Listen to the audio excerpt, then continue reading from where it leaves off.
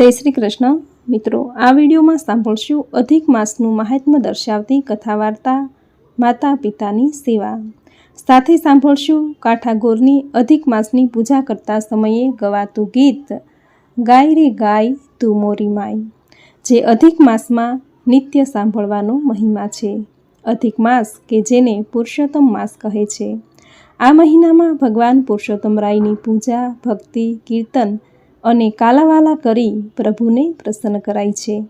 જો પ્રભુની પ્રસન્નતા પ્રાપ્ત થાય તો જીવનમાં સુખ સમૃદ્ધિ આવે છે, બરકત આવે છે, મનની દરેક મનોકામના પૂર્ણ થાય છે, ઘરમાં અખંડ લક્ષ્મીનો વાસ થાય છે. આવો મહિમા છે નિત્ય અધિક માસમાં પૂજા કરવાનો. જો તમે નિત્ય અધિક માસની પૂજા, આરાધના, સ્તુતિ કે ભક્તિ નથી કરી શકતા તો અધિક માસનું મહાત્મ્ય દર્શાવતી કથા અને અધ્યાય નિત્ય સાંભળવા માત્રથી જ આખો અધિક માસ પૂજા કર્યાનું પુણ્ય ફળ પ્રાપ્ત થાય છે. આથી નિત્ય કથા અને અધ્યાય જરૂર સાંભળવા. જે સાંભળવા માત્રથી જ પ્રભુ પ્રસન્ન થશે, જીવનમાં સુખ સમૃદ્ધિ આવશે, મનોકામના પૂર્ણ થશે. આવો મહિમા છે અધિક માસની મહાત્મ્ય કથા સાંભળવાનો. તો મિત્રો, આ વિડીયોમાં હવે સાંભળીએ આજની સુંદર કથા વાર્તા માતા પિતાની સેવા. એક ગામમાં વૃદ્ધ પતિ પત્ની રહેતા. તેમને 3 દીકરા હતા, દીકરી ન હતી. એ દંપતી સુખી અને ધર્મિષ્ઠ જીવન ગાળતું. 3 દીકરાઓ ઉંમરલાયક થતાં તેને પરણાવ્યા.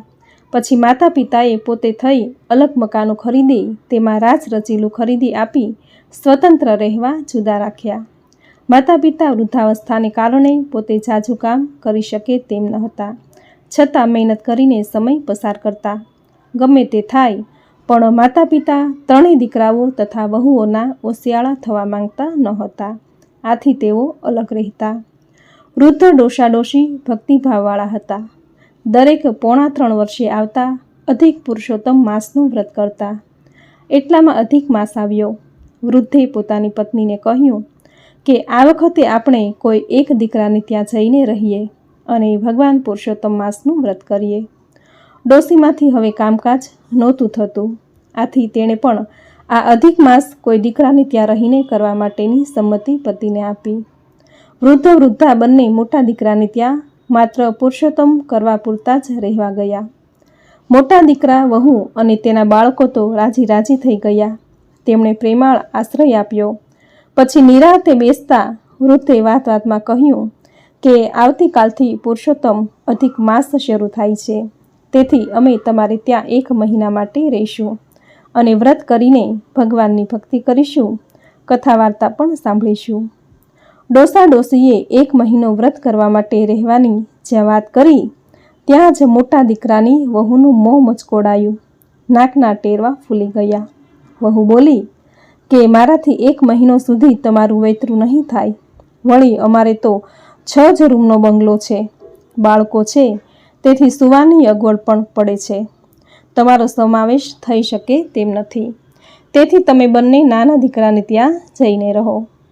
ડોસા ડોશી વહુનો નન્હો સાંભળીને સમસમી ગયા, પણ કોઈ ઉપાય નહોતો. તેથી બંને જણા કપડાની થેલી લઈ નાના દીકરાને બંગલે ગયા.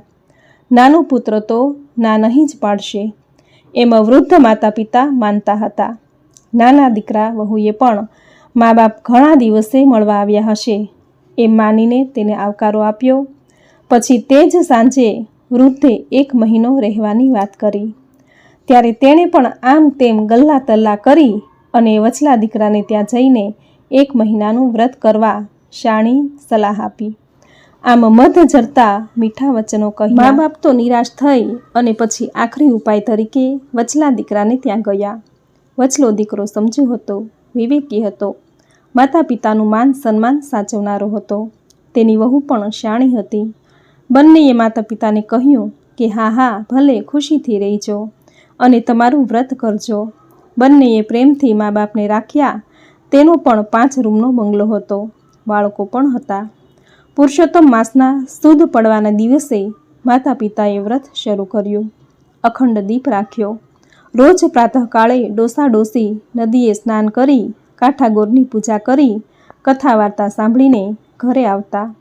વચલા દીકરાની વહુ તેના હાથમાંથી એના ભીના કપડાં લઈ લેતી, બારણા પર રાખતી અને બારણાની પાછળ કોઠી હતી.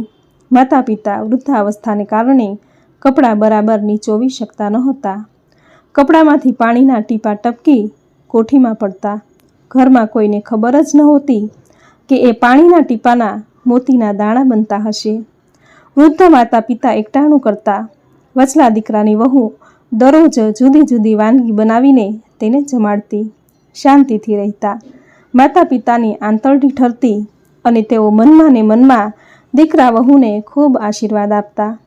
સમયને જતાં ક્યાં વાર લાગે છે, એમ કરતાં કરતાં અધિક માસ પૂરો થવા આવ્યો. માતા પિતાએ અધિકનું ઉજવણું કરવાનું નક્કી કર્યું. તેની પાસે જે 2 પૈસા હતા તે તેણે વચલા દીકરા વહુને આપ્યા. એમાંથી ઉજવણું કરવાનો ખર્ચ કરવા કહ્યું. પુરુષોત્તમ માસની સમાપ્તિને દિવસે અનાજ કાઢવા માટે વહુએ કોઠીમાં ડોક્યું કર્યું તો તેને ત્યાં કંઈક ચમકતું દેખાયું. તેણે કોઠીમાં હાથ નાખતા તેના હાથમાં મોતીના દાણા આવ્યા. તેણે તરત પોતાના પતિને બોલાવીને દાણા બતાવ્યા. પછી પતિ પત્ની બંને થોડા મોતીના દાણા લઈ ગામના ઝવેરીને ત્યાં ગયા.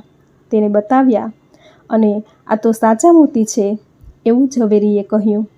દીકરો વહુ થોડા મોતી વેચી રોકડ રકમ લઈ અને ઘરે આવ્યા.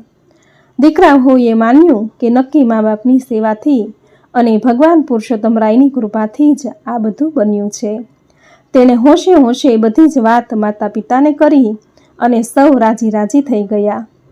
ઉજવણું કરવાનો દિવસ નક્કી થયો. દીકરા વહુએ 2-4 નહીં પણ પૂરા 51 બ્રાહ્મણોને જમવાના નોતરા દીધા. ભાઈઓ ભાભીઓ તેના બાળકો તથા સગાવાલાને પણ જમવા બોલાવ્યા. રંગે ચંગે અધિક માસનું ઉજવણું કર્યું. 51 બ્રાહ્મણોને વસ્ત્રદાન અને દક્ષિણા પણ ખૂબ સારી આપી. આ જોઈને મોટા અને નાના દીકરાના વહુ સૌ વિચારમાં પડી ગયા.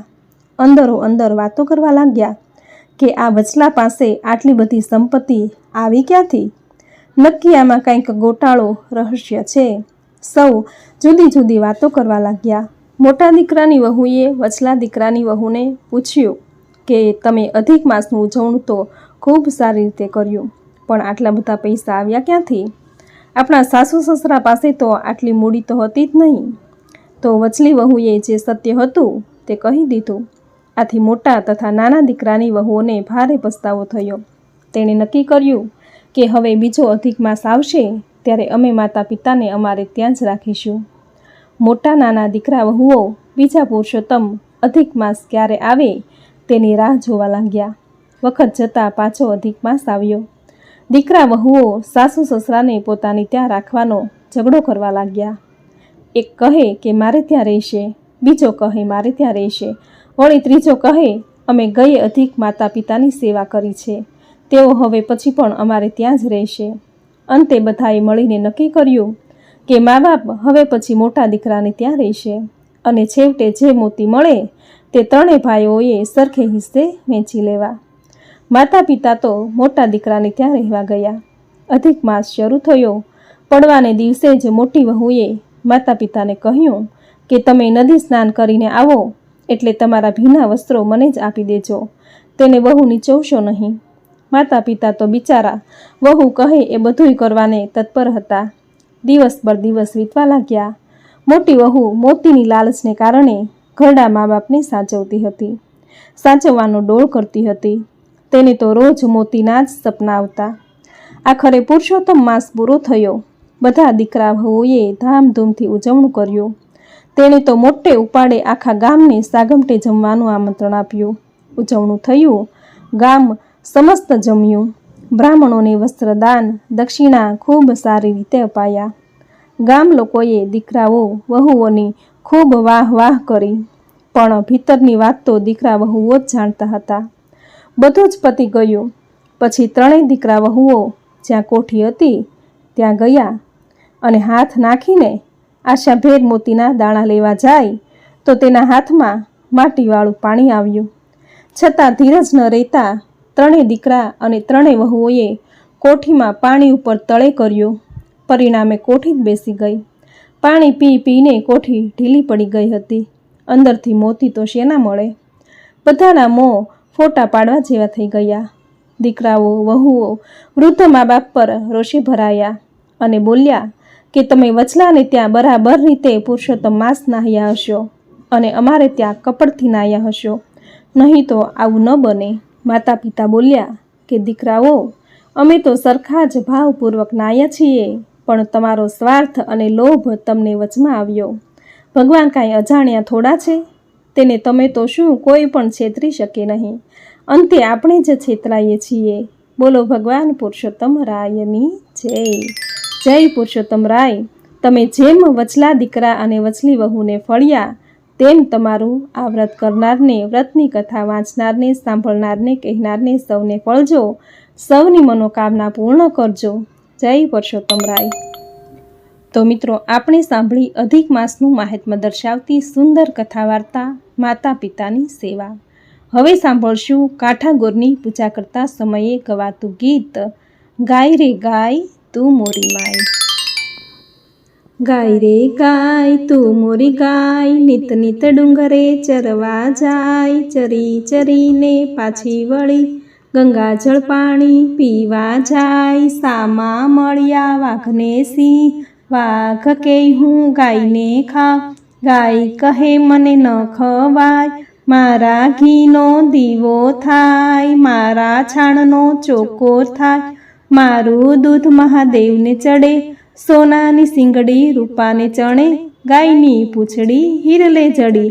જય ગાય માતા, સૌની વેળા વાળજો.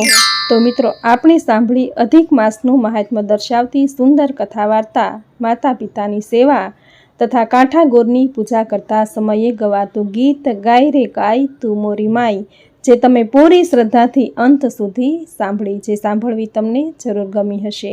તો વિડીયોને લાઈક કરી કોમેન્ટમાં જય પુરુષોત્તમ રાય, જય શ્રી કૃષ્ણ જરૂર લખજો. ચેનલ પર નવા છો તો ચેનલ સબસ્ક્રાઈબ કરી બાજુમાં બેલ આઇકન પ્રેસ કરી દેજો, જેથી આપણા આવતા દરેક નવા વિડીયોની નોટિફિકેશન તમને મળતી રહે.